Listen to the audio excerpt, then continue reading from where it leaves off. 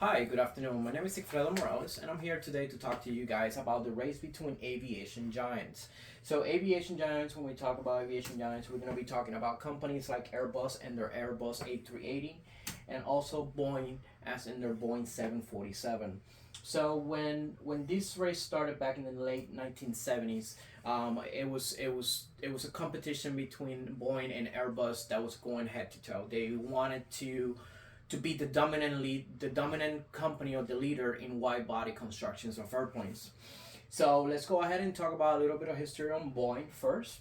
So Boeing was the first aerospace company to have a contract with the United States military to produce airplanes for war, according to Newson in his book Boeing versus Airbus. Another thing about Boeing is Boeing started in 1915 by a gentleman by the name of William Edward Boeing. Boeing is made in the United States in the Seattle, Washington plant. Boeing is also really highly involved with NASA and any space missions, current space missions. Also, in 1990, Boeing had 62% of the aviation market. I put that in there according to Mr. Newson from his book Boeing versus Airbus.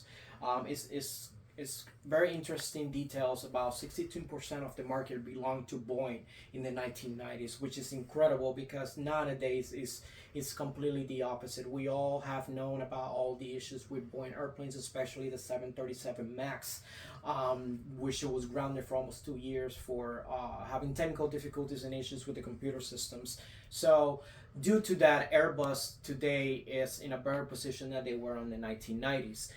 Boeing, on the other hand, is a primary builder of wide body airplanes. So a lot of people, or a lot of companies per se, I apologize, a lot of companies per se depend and trust Boeing as their main airplane manufacturer vendor.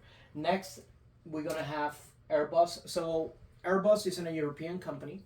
The way Airbus operates, it operates by contracting their planes in pieces. So what I mean by that is there's about 5 different countries in the European continent, including Spain, England, Germany, Italy, that they all produce different parts of the airplane. So England will produce the wings, Germany will produce the fuselage, France will produce the engines per se. Not exactly in that order, but basically just giving you an idea of what I mean by in pieces. So the main factory is going to be in Toulouse, France. That's where they put all the airplanes together. I got a quick few fun facts about Airbus. So Airbus was the first European company to be established in 1970. So obviously Boeing has been established for a little bit longer than them. Airbus is one of the biggest players in the manufacture of wide body airplanes. Airbus built their airplanes by parts in the main plant, like I was telling you guys, in Toulouse, France. Um, so one of the key difference between Airbus and Boeing is that Boeing has what they call a yoke. So it's highly similar to a steering wheel, just it's not in a round shape. Now Airbus is flown by joysticks. So one of the key training that Airbus pilots need to endure is going to be training to be able to fly the plane with their left or their right hand.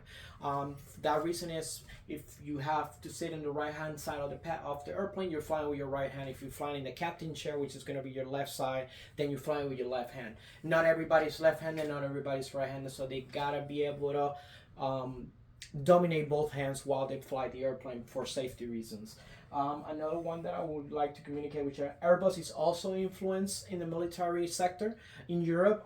As a matter of fact, Airbus is one of the producers, one of the fastest fighter pilots. It's going to be the Typhoon.